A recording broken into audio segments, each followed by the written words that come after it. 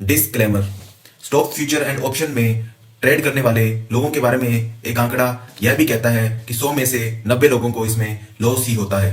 अगर आप बिना किसी नॉलेज के किसी भी ट्रेड के अंदर आप एंट्री लेते हैं तो उसके अंदर आपके लॉसेस होने की संभावना बहुत ज़्यादा होती है। इसलिए जब भी आप ट्रेड बनाएं तो उसके अंदर आपको पूरी समझ होनी चाहिए कि वह ट्रेड आपने कैसे बनाई है और उसके अंदर प्रॉपर स्टॉप लॉस लगा के काम कीजिए। अगर आप हमारे द्वारा बताई गई किसी भी स्ट्रेटजी के अकॉर्डिंग कोई पोजीशन बनाते हैं या कोई ट्रेड लेते हैं तो उसके अंदर होने वाले प्रॉफिट या लॉस के जिम्मेदार आप खुद होंगे। Welcome to our YouTube channel Algo Guru. नमस्कार दोस्तों, एक बार फिर से आपका स्वागत है हमारे YouTube चैनल पे। आज हम आपके सामने एक टॉपिक लेके आए हैं जिसके अंदर निगेटिव डाइवर्जेंस के ऊपर बात की जाएगी। RSI with negative divergence basically होता क्या है और इसके ऊपर ट्रेड कैसे बनती है, इसके बारे में हम ये वीडियो बनाने जा रहे हैं। शुरू से लेके लास्ट तक हमारे साथ इस वीडियो में बने रहिए ताकि आपका कोई स्टेप मिस ना हो और आप इसको बेहतर तरीके से समझ सकें। तो दोस्तों शुरू करते हैं इस वीडियो को। इसके अंदर आपको नेगेटिव डाइवर्जेंस समझाने की कोशिश करूंगा। नेगेटिव डाइवर्जेंस क्या होती है? बेसिकली जब सिक्योरिटी का प्राइस अप ट्रेंड के अंदर होता है और RSI का प्राइस डाउन ट्रेंड के अंदर होता है तो वह एक कंडीशन होती है, उसको बोलते हैं नेगेटिव डाइवर्जेंस। नेगेटिव डाइवर्जेंस के अंदर आप चेक कीजिए, हमने यहाँ पे एक सिक्योरिटी का प्राइस ले लिया है जो कि एक अप ट्रेंड के अंदर है। उसके अंदर हमारा जो अप ट्रेंड बना हुआ है, जैसा कि इसके अंदर मैंने बताया है कि सिक्योरिटी अप ट्रेंड के अंदर होनी चाहिए। यहाँ पे सिक्योरिटी का प्राइस अप ट्रेंड के अंदर है और RSI का प्राइस डाउन ट्रेंड के अंदर होना चाहिए, तो हमारा RSI का प्राइस यहाँ पे डाउन ट्रेंड के अंदर है। इनके अंदर एक कंडीशन और है जो कि हमारी RSI की ओवरबॉट कंडीशन है। जब RSI हमारा 70 से ऊपर वैल्यू को शो करता है तो वह हमारी ओवरबॉट कंडीशन होती है। इसके अंदर हमारी कंडीशन होती है 70 लेवल से अबव। यहाँ पे RSI हमारा अबव 70 लेवल पे ट्रेड कर रहा है। आप चेक कीजिए, इसके अंदर RSI की वैल्यू अगर 70 से अबव आती है तभी हमारा यह निगेटिव डाइवर्जेंस काम करेगा। अगर हमें इस तरीके का कोई पैटर्न इन वैल्यूज़ के साथ चार्ट पे दिखाई देता है तो हम उसको नेगेटिव डाइवर्जेंस मान के इसके ऊपर अपना सेल का ट्रेड एग्जीक्यूट कर सकते हैं। तो इस कंडीशन के अंदर हमारी जो सेलिंग इनिशिएट होती है, हमने यहाँ पे आपको बताने के लिए यहाँ पे सेलिंग का सिंबल डाल दिया है ताकि आप समझ सकें कि ऐसी कंडीशन अगर होगी तो हम RSI के साथ जाएंगे। यहाँ पे प्राइस चाहे अप ट्रेंड के अंदर है लेकिन RSI हमारा डाउन ट्रेंड के अंदर है तो हम सेलिंग की पोजीशन यहाँ पे बनाएंगे। इसके बाद बारी आती है हमारे जो सिक्योरिटी का प्राइस अगर डाउन ट्रेंड के अंदर होता है तब हम कैसे ट्रेड करेंगे। हम चेक करेंगे प्राइस हमारा सिक्योरिटी का प्राइस डाउन ट्रेंड के अंदर जा रहा है। जैसे ही वह डाउन ट्रेंड खत्म होता है वहाँ पे हम चेक करेंगे हमारा RSI का जो लेवल है वह क्या है।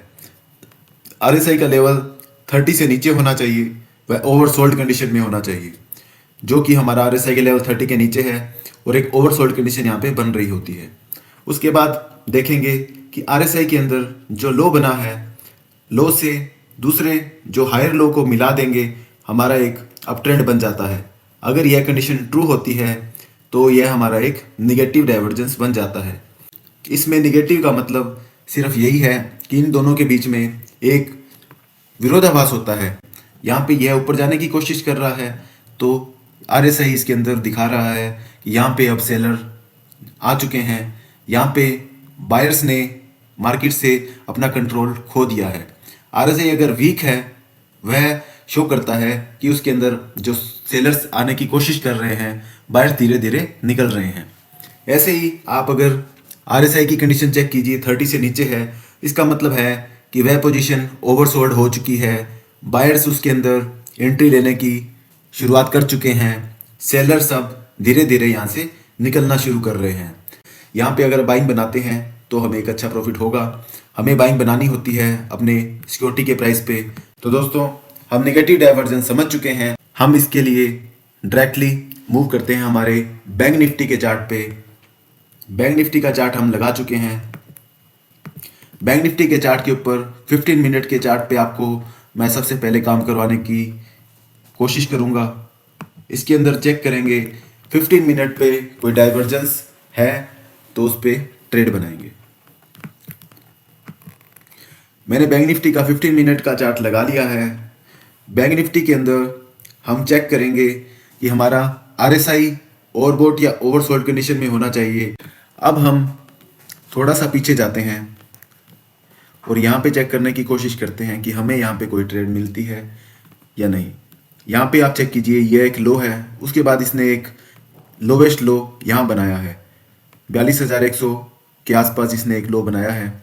यहाँ पे हम अपना एक ट्रेंड लाइन ड्रा करते हैं जो हमें दिखा रहा है सिक्योरिटी अभी डाउन ट्रेंड के अंदर है। यहाँ पे RSI ओवरसोल्ड हो चुका है। यहाँ पे हम कह सकते हैं कि यह एक निगेटिव डाइवर्जेंस बना रहा है। यहाँ पे निगेटिव डाइवर्जेंस अगर बन रहा है तो साथ में चेक कीजिए कि ओवरसोल्ड कंडीशन भी ट्रू हो रही हैं। यहाँ पे हम एक बाइंग का ट्रेड इनिशिएट कर सकते हैं। अगर यहाँ पे हम लॉन्ग पोजीशन बनाते हैं तो हमें यह ट्रेड कहाँ मिलेगी, तो हमें यह ट्रेड मिलती है जैसे ही यहाँ पे एक अप ट्रेंड की शुरुआत होती है। हमें देखना होता है कि हमारा जो प्राइस है वह 65 जो हमारा लोअर लेवल है 30 का।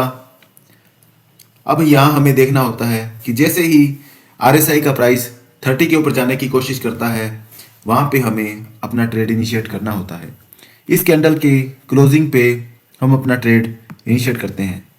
यहाँ पे आप चेक कर सकते हैं जो यह रेड कैंडल है, ये छोटी सी आप रेड कैंडल देख रहे हैं।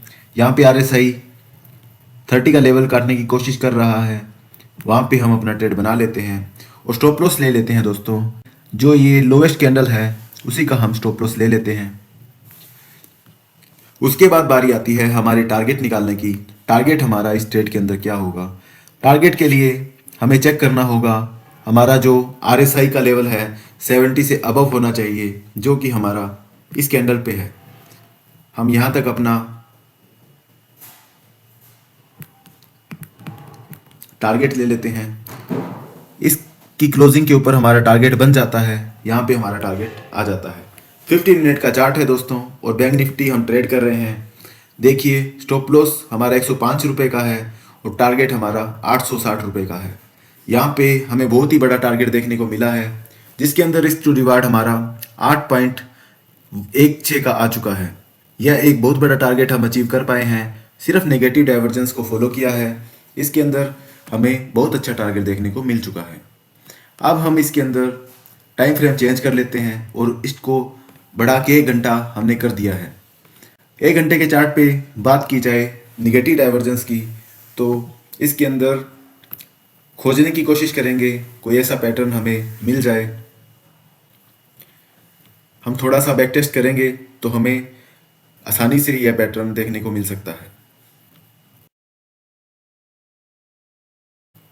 यहाँ पे आप चेक कर सकते हैं, यहाँ पे एक लो बना है, उसके बाद एक लोअर लो बना है। यहाँ पे ट्रेंड डाउन ट्रेंड है। यहाँ पे चार्ट पे हमें एक बेरिशनेस दिख रही है, लेकिन RSI का लेवल हमें ओवरसोल्ड दिखा रहा है। ओवरसोल्ड कंडीशन RSI द्वारा दिखाई जा रही है। RSI के अंदर लेवल है 30 से नीचे का है और इसके अंदर एक अप ट्रेंड बन रहा है। यहाँ पे क्लियरली एक निगेटिव डाइवर्जेंस ट्रेड बन रही है। यहाँ पे हम एक लॉन्ग पोजीशन बना सकते हैं। लॉन्ग पोजीशन के लिए वेट करना होगा RSI का 30 का लेवल काटने का। RSI ने 30 का लेवल काट दिया है इस कैंडल पे। इस कैंडल की क्लोजिंग पे हम ट्रेड बना लेते हैं। यहाँ पे हम एंट्री लेते हैं तो हमारा स्टॉप लॉस बनता है लोवेस्ट पॉइंट का। हमारा स्टॉप लॉस बनता है 565 पॉइंट्स का और हमारा टारगेट बनता है दोस्तों जहाँ पे हमारा RSI 70 के अबव क्लोज कर देता है, हम वहाँ पे अपनी बुकिंग कर लेते हैं। हमारा जो स्टॉप लॉस और टारगेट के बीच में रिस्क टू रिवार्ड रेशियो आया है वह हमारा 2.28 का है। टारगेट 1287 पॉइंट का है, स्टॉप लॉस हमारा 560 पॉइंट्स का है। तो दोस्तों यह ट्रेड भी हमें रिस्क टू रिवार्ड रेशियो दे चुकी है और यह एक अच्छा रिस्क टू रिवार्ड रेशियो माना जाएगा।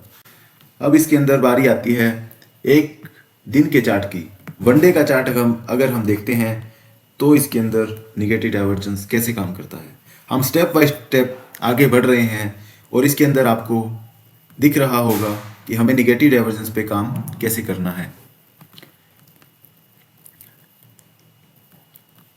यहाँ पे आप चेक कीजिए, एक निगेटिव डाइवर्जेंस मुझे दिखाई दे रहा है। यहाँ से हम शुरुआत करते हैं तो यह एक अप ट्रेंड है जो कि यहाँ तक जा रहा है, एक अप ट्रेंड है। इसके बाद अब आरएसआई के अंदर इसी लेवल पे बात की जाए तो यह एक डाउन ट्रेंड दिखा रहा है।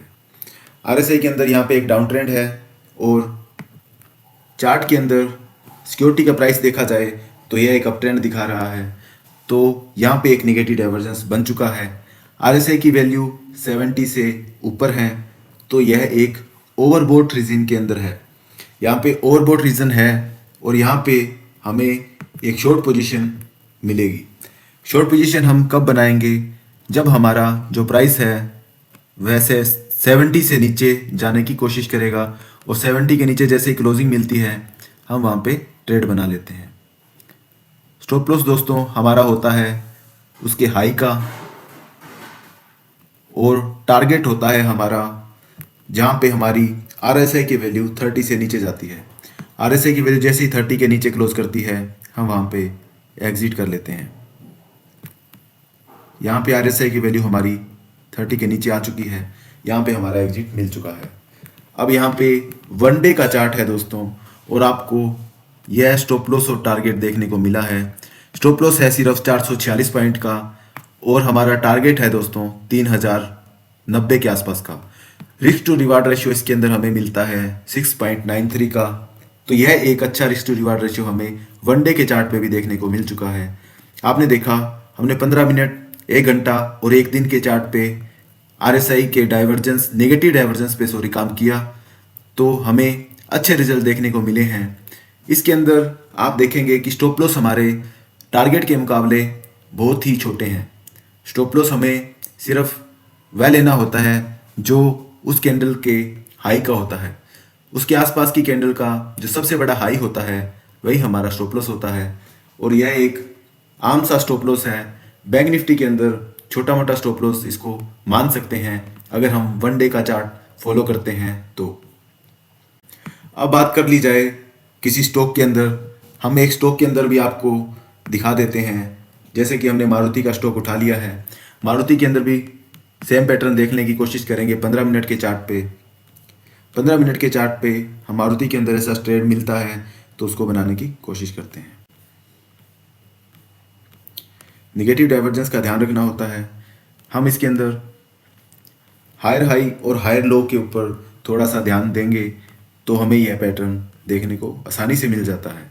क्योंकि यह पैटर्न देखने को आसानी से इसलिए मिल जाता है क्योंकि कोई भी स्टॉक हायर हाई और हायर लो बनाता हुआ ऊपर से नीचे मूव करता है और यह एक जनरल सी चीज़ है जो हर चार्ट पे आपको देखने को मिल जाएगी। अगर आप जितना छोटा टाइम फ्रेम यूज़ करेंगे आपको इसके अंदर उतनी ही ज़्यादा ट्रेड्स मिलेंगी। लेकिन हमें एक स्टैंडर्ड टाइम फ्रेम यूज़ करना होता है ताकि हमें रिलायबल ट्रेड मिले। चाहे ट्रेडिंग हम कम कर रहे हैं लेकिन इसके अंदर हमारा जो रिस्क टू रिवार्ड रेशियो हमें अच्छा मिलना चाहिए। अगर हम इस मेंटेलिटी से काम करेंगे कि हमारा जो रिस्क टू रिवार्ड रेशियो अच्छा हो, उसके लिए हमें अच्छे से अच्छा पैटर्न खोजने की कोशिश करनी होगी। यहाँ पे चार्ट एक डाउन ट्रेंड के अंदर है और लो बना चुका है। उसके बाद इसने अप ट्रेंड बनाया, छोटा सा अप ट्रेंड है।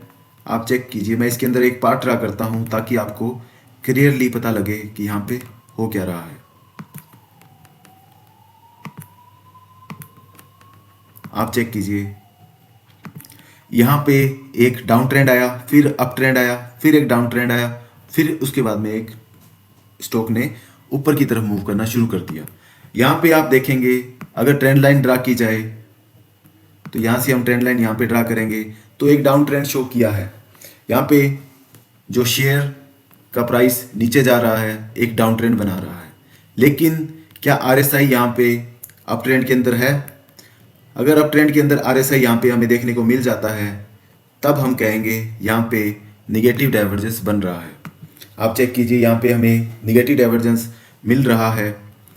यहाँ पे हमें एक निगेटिव डाइवर्जेंस देखने को मिल रहा है क्योंकि RSI अप ट्रेंड के अंदर है। और दूसरी कंडीशन यहाँ पे ये भी है कि यहाँ पे RSI की वैल्यू 30 से भी नीचे है। मतलब जो दूसरी कंडीशन होती है हमारी RSI की ओवरसोल्ड की कंडीशन भी यहाँ पे ट्रू हो रही है। तो यहाँ पे हमारा एक लॉन्ग पोजीशन बनेगा। लॉन्ग पोजीशन कहाँ बनेगा उसके लिए हम देखेंगे कि RSI की वैल्यू हमारी 30 से ऊपर जाने की कोशिश करेगी, वहाँ पे हम अपना ट्रेड इनिशिएट करेंगे। इस कैंडल के स्टार्टिंग पे हम अपना ट्रेड बना लेते हैं और स्टॉप लॉस रखते हैं दोस्तों इसके लो का। हमारा टारगेट क्या होना चाहिए, इसके अंदर बारी आती है अब टारगेट की। टारगेट के लिए हम देखेंगे जैसे ही RSI क्लोज करता है 70 के अबव हम ट्रेड से एग्जिट कर लेते हैं। इस कैंडल पे हम एग्जिट कर लेते हैं। तो इसके अंदर हमारा रिस्क टू रिवार्ड रेशियो एक बार चेक कर लेते हैं और आपको दिखा देते हैं रिस्क टू रिवार्ड रेशियो इसके अंदर क्या निकल के आया है। इसके अंदर रिस्क टू रिवार्ड रेशियो हमारा आया है दोस्तों 36.9 का। थोड़ा सा इसको क्लियरली विजिबल कर देते हैं। आप चेक कीजिए, यहाँ पे आपने स्टॉप लॉस लगा दिया है और एंट्री मिलती है हमें इस कैंडल की क्लोजिंग के ऊपर और नेक्स्ट कैंडल की स्टार्टिंग पे।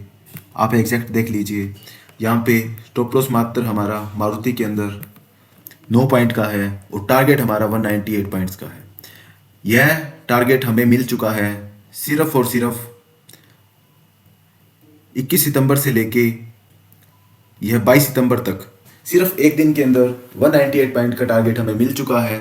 और हमने कुछ नहीं किया, हमने सिर्फ निगेटिव डाइवर्जेंस खोजा है और उसके ऊपर एक ट्रेड बनाई है।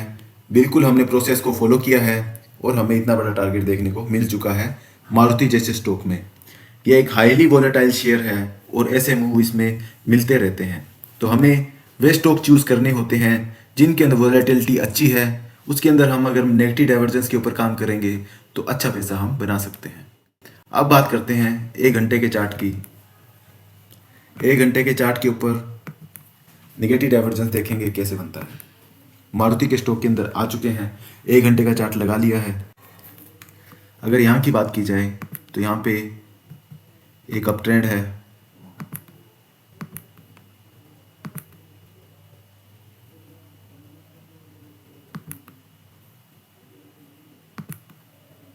यहाँ पे एक अप ट्रेंड है। अब मैं इसको ट्रेंड लाइन से ड्रा करूँगा तो आपको अच्छे से समझ में आएगा। यहाँ पे दोस्तों देखिए अप ट्रेंड है। RSI के अंदर ये क्लियरली इंडिकेट कर चुका है कि यहाँ पे एक डाउन ट्रेंड है। RSI के अंदर डाउन ट्रेंड है। सिक्योरिटी के अंदर जो मारुति का स्टॉक है उसके अंदर देखें तो यह एक अप ट्रेंड है, RSI के अंदर डाउन ट्रेंड है। अब हम इसके अंदर क्लियरली देख चुके हैं कि हमारा जो निगेटिव डाइवर्जेंस बन चुका है, साथ में जो कंडीशन होती है ओवरबॉट की कंडीशन इसके अंदर ट्रू हो रही है। यहाँ पे RSI का लेवल 70 से ऊपर का है। या डॉटेड लाइन इंडिकेट कर रही है कि प्राइस RSI का प्राइस इसके ऊपर है। अब यहाँ पे हमें सेलिंग की ट्रेड बनानी होती है। यहाँ पे हमें शॉर्ट पोजीशन बनानी होती है। शॉर्ट पोजीशन बनाएंगे दोस्तों जैसे ही RSI ने इसके नीचे क्लोज किया। यहाँ पे RSI ऑलरेडी क्लोज कर चुका है। यहाँ पे हम यह देख लेते हैं कि हमारा जो कैंडल है, जो हाईएस्ट कैंडल है, उसके नीचे क्लोजिंग देख लेते हैं। यहाँ पे हमने यहाँ पे क्लोजिंग देख ली है क्योंकि ऐसी कंडीशन के अंदर जहाँ पे RSI नीचे की तरफ निकल चुका है वहाँ पे हमें सिंपली यह देखना होता है कि जो हाईएस्ट कैंडल के नीचे वाली कैंडल पे हम ट्रेड बना लेते हैं। जैसे कि हमें हाईएस्ट कैंडल ये वाली दिखाई दे रही है। हाईएस्ट कैंडल दोस्तों हमारी ये वाली है। ये कैंडल हमारी हाईएस्ट है। इसके नीचे क्लोजिंग पे हम अपनी ट्रेड बना लेते हैं। उसके हाई का हमने स्टॉप लॉस लगा लिया है। इसके बाद अब बात करेंगे टारगेट की। टारगेट हमारा दोस्तों यहाँ पे निकल के आता है जहाँ पे RSI 30 के नीचे क्लोज कर चुका है। 30 के नीचे जैसे ही क्लोज किया है इसने, हमने वहाँ पे एग्जिट ले लिया है। हमारा जो स्टॉप लॉस और टारगेट निकल के आ चुके हैं। इसके अंदर रिस्क टू रिवार्ड रेशियो हमारा आया है 5.76 का। 5.76 के रेशियो के साथ, रिस्क टू रिवार्ड रेशियो के साथ हम इसमें ट्रेड बना सकते हैं। स्टॉप लॉस सिर्फ 49 पॉइंट्स का है। टारगेट हमारा 283 पॉइंट्स का है। इसके अंदर हमें बहुत अच्छा रिस्क टू रिवार्ड देखने को मिल चुका है, वो भी 1 आवर के चार्ट पे। यह एक बहुत बड़ी बात है कि 1 घंटे के चार्ट पे हमें इतना बड़ा टारगेट देखने को मिल चुका है।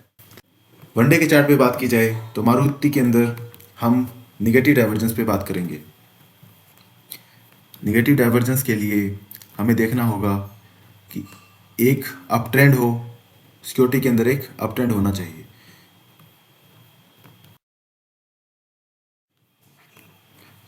यहाँ पे देखिए दोस्तों, एक डाउन ट्रेंड है। डाउन ट्रेंड के बाद में यहाँ पे हम पार्ट ड्रा करने की कोशिश करते हैं तो यहाँ पे एक डाउन ट्रेंड बन रहा है, जो प्राइस एक डाउन ट्रेंड बनाता हुआ नीचे आया है, फिर इसने एक अप मूव दे दिया है। यहाँ पे आप देख रहे हैं एक प्राइस डाउन ट्रेंड के अंदर है। यहाँ पे हम एक डाउन ट्रेंड ड्रा कर देते हैं, उसको एक ट्रेंड लाइन से हमने दिखाया है, यह एक डाउन ट्रेंड है। अब RSI की बात कर लेते हैं। RSI के अंदर यहाँ पे एक अप ट्रेंड दिखा रहा है, अप ट्रेंड यहाँ पे दिखा रहा है और साथ में इसके अंदर निगेटिव डाइवर्जेंस बन चुका है और उसके साथ हमारा जो RSI है ओवरसोल्ड है। ओवरसोल्ड से यह अपसाइड के अंदर जाने की कोशिश कर रहा है, यह 70 की वैल्यू की तरफ जाने की कोशिश कर रहा है और यहाँ पे हमारा जो RSI है ओवरसोल्ड है। दोनों ही कंडीशन हमारी ट्रू हो चुकी हैं। अब इसके अंदर हमें ज़रूरत है एक लॉन्ग पोजीशन बनाने की। लॉन्ग पोजीशन अगर इसमें बनाते हैं तो इस कैंडल की क्लोजिंग के ऊपर हम अपनी पोजीशन बना सकते हैं। इस कैंडल ने जैसे ही यहाँ पे क्लोज किया है तो उसके बाद में हमारा जो नेक्स्ट कैंडल बनता है वह यहाँ पे बनता है। नेक्स्ट कैंडल पे हम अपना ट्रेड बनाते हैं। स्टॉप लॉस रहेगा हमारे इसी कैंडल के लो का, 3993 का हमारा जो स्टॉप लॉस रहेगा। अगर हम इसको थोड़ा सा, यहाँ पे हमारा स्टॉप लॉस रहेगा। जैसे ही हमारी RSI की वैल्यू 70 से ऊपर जाती है उस कैंडल पे हम अपना एग्जिट कर लेंगे। जैसे ही RSI की वैल्यू 70 से ऊपर गई हमने एग्जिट कर लिया। आप चेक कीजिए हमारे जो निगेटिव डाइवर्जेंस पे इससे अच्छा ट्रेड आपको कहीं नहीं मिल सकता। यहाँ पे स्टॉप लॉस है सिर्फ 152 पॉइंट का और टारगेट दोस्तों यहाँ पे 2079 पॉइंट्स का है। यहाँ पे टारगेट हमें बहुत अच्छा देखने को मिल चुका है जो कि 2000 से ऊपर पॉइंट्स का है। यहाँ पे हमें रिस्क टू रिवार्ड रेशियो 13.67 का मिला है, जो कि अपने आप के अंदर एक बहुत बड़ा टारगेट है और जो आप सिंपल ट्रेडिंग स्ट्रेटजी यूज़ करके आप कभी भी नहीं बना सकते। इसलिए आप सिर्फ स्ट्रेटजी को फॉलो कीजिए और सिर्फ एक ही स्ट्रेटजी को आप अगर फॉलो करते हैं तो आप उसके अंदर अच्छा पैसा बना पाएंगे। क्योंकि अगर आप एक स्ट्रेटजी को फॉलो करते हैं उसके अंदर आपको लॉस लग जाता है। मान लीजिए आपको 3-4 ट्रेड्स के अंदर उसके अंदर लगातार लॉस हो चुका है तो आप उसके अंदर से भागने की कोशिश करते हैं। कोई भी स्ट्रेटजी आप फॉलो करते हैं तो उसके अंदर ज़रूरी नहीं है कि उसके अंदर हमेशा ही स्टॉप लॉस होते ही रहेंगे। वह स्ट्रेटजी कभी ना कभी आपको इतना बड़ा प्रॉफिट दे जाएगी कि आप उस पर यकीन भी नहीं कर पाएंगे। तो दोस्तों, किसी भी स्ट्रेटजी पे काम करने का सबसे सही तरीका होता है कि कम क्वांटिटी से काम कीजिए और रेगुलरली उस पर काम कीजिए। कोई भी स्ट्रेटजी आपको तभी प्रॉफिट देगी कि जब उसके अंदर निरंतर एक समान रूप से अगर आप काम करते रहते हैं, रेगुलरली काम करते रहते हैं, तभी आपको प्रॉफिट होगा। यह स्ट्रेटजी एक डिसिप्लिन मांगती है। आप इसके अंदर काम करोगे, आपको पता चल जाएगा कि आपको अच्छे टारगेट मिलने शुरू हो चुके हैं। तब आप इसके अंदर लगातार काम करते रहोगे और आप इसके अंदर छोटे मोटे स्टॉप लॉस से घबराओगे नहीं। तो दोस्तों, आशा करता हूँ आपको हमारा ये वीडियो पसंद आया होगा। अब मिलते हैं दोस्तों नेक्स्ट वीडियो में, तब तक के लिए इजाज़त दीजिए। धन्यवाद दोस्तों। तो वक्त हो चला है दोस्तों वीडियो के एंडिंग का। अगर हमारे द्वारा बनाई गई वीडियो आपको पसंद आती है तो कृपया लाइक, शेयर और सब्सक्राइब कर दीजिए हमारे YouTube चैनल को और हमारा बेल आइकन दबाना मत भूलिएगा।